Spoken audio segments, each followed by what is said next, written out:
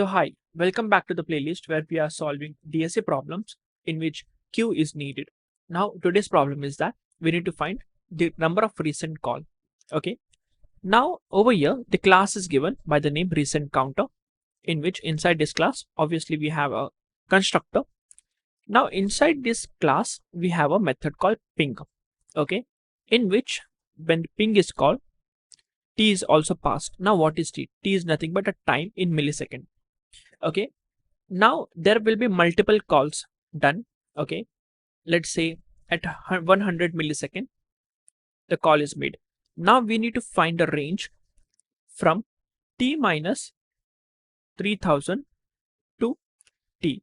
Now here the value of t is 100, so 100 minus 3000 to 100, so it will be something around minus 2900 to 100 millisecond.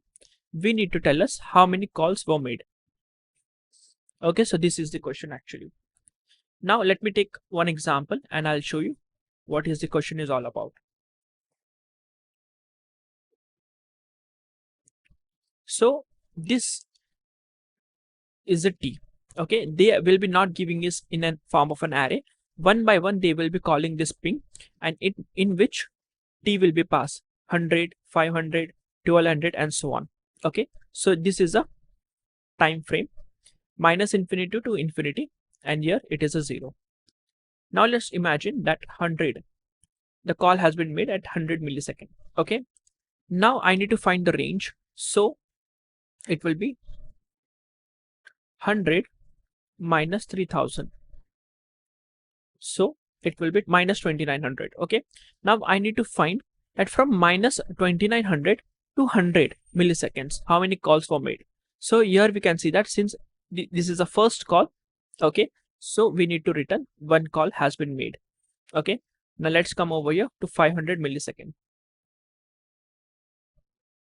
Okay, now again I need to find the range, so 500 minus 3000, so the starting range for this is minus 2500. Now from minus 2500 till 500 I need to tell how many calls were made. From minus 2500 to 500 only 2 calls were made, so 2 is the answer. Now for 1200, so the starting range will be 1200 minus 3000. Now 3000 milliseconds is nothing but 3 seconds. Okay, the answer is minus 1800. So from minus 1800 to 1200, here I can see only 3 calls were made, so 3 is the answer. Now for next one, which is 2500, if I find a start range 2500 minus 3000, so the answer is minus 500. Now again from minus 500 to 2500 there were 4 calls, 1 2 3 4, so 4 is the answer for this. I hope you are getting it. Now let's come to 3100. Now see, if I do this 3100 minus 3000, the answer is 100, right? Now from 100 to 3100, so there were 5 calls. Now the last one 4200. Now if I find the starting range, so 4200 minus 3000, the answer that I will be getting is 1200. Now from 1200 till 4200 I need to find how many calls were there. Now this is 1200, 1 2 3 4, 4 calls were made. I believe you got the question. Now the question arises that how we will try to find the answer for this. Okay, so this will be happen with the help of a queue, in which first I will find a start range. Okay, now I will try to compare the start range with the peak. That means what is there at the front of the queue. Here 100 is there. Okay, here I can see that 100 is lesser than 1200, so I'll delete this. Again I'll compare 500 with the start range, which is 1200. I'll delete this. Okay, because 500 is lesser. Now here I can see that 1200 is equal to 200, so this will be my starting range. Okay, from here to here I need to find how many times are there in the queue. Okay, let's do this dry run simultaneously. Okay, so this is a queue.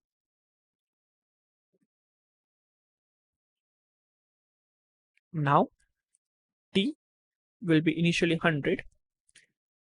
Start range is equals to T minus 3000.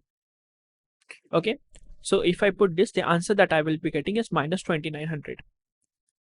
Okay, now here this is a edge case, guys. Why? Because since this is a first call, so even if it is I'm getting any start range, okay, the answer will be always 1 only. And don't forget to put this into queue. Okay, this is a edge case. If there is a first time that we are calling, the answer will be always 1. Now let's talk about 500. So for 500, the starting range is minus 2500. First put it over here and then compare this 2500 with the peak. Over here I can see that 100 is maximum among 2500. Okay, so return the size of the queue, which is 2. Now for 1200, if I find the start range, it will be minus 1800. I'll compare this 1800 with the peaks. Okay, here I can see that 100 is still greater, so I'll not do anything. I'll simply have 3. Don't forget to add it first. Okay, now 2500. First add it 2500 over here and then find the start range. So the start range will be minus 500. Compare this minus 500 with the peak or front. Okay, since this is a queue, so this will be a front. Now over here, how many calls were made? 4. So 4 is your answer. Now let's move further. It is 3100. Find the start range. 3100 minus 3000, the answer is 100. Okay, now here we can see that I'm going to compare 100 with this peak. Okay, they are equal, so I'll not do anything. So 5 is the answer. But before that, store the T. Okay, then only compare it. Now here comes 4200. Find the start range, which will be 1200. That is 4200 minus 3000. It will be 1200. Now we'll compare 1200 with peak. Here I can see that 100 is lesser. 500 is also lesser, so we will delete it. So inside this, we will be going to have a loop in which, okay, we will basically dequeue this till condition is getting false. If the condition is true, I will be going to pop this. Okay, now once I pop this, okay, how many calls were there? Guys, I'm forgetting to put it over here, but you don't forget it. Okay, now how many calls are over here? It is 4. So 4 is the answer.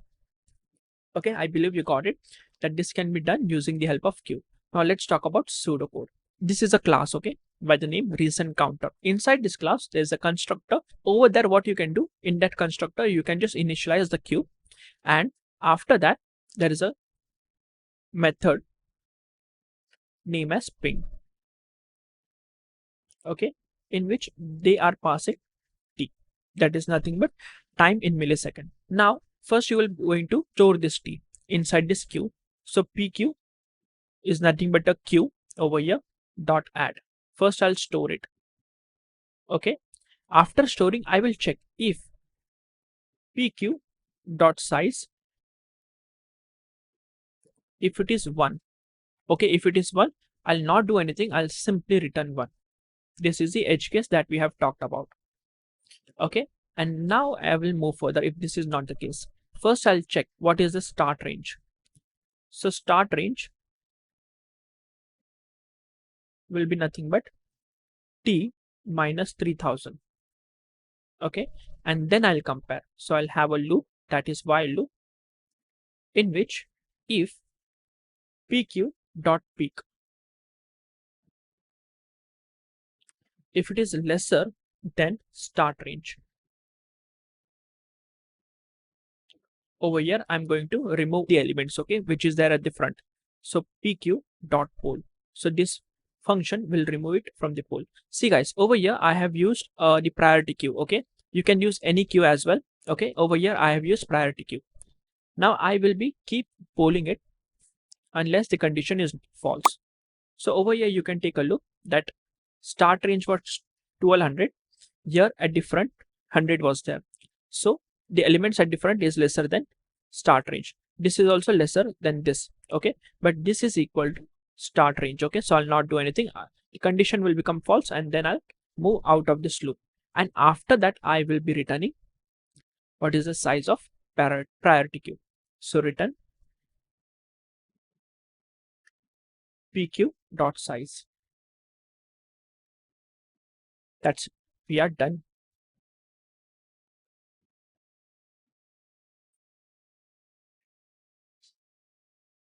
Okay, I believe you got it. If you didn't, so please try to try it by yourself as well. Now comment it down that what do you think, what will be the time complexity of this and the space complexity of this function as well. Okay, now if this lecture helped you understand the concept better, make sure you like the video, share it with others who are learning, and don't forget to subscribe for more easy DSA explanation. I thank you so much for watching till the end. So that's it from my side. I'll see you in the next lecture. Till then, keep practicing.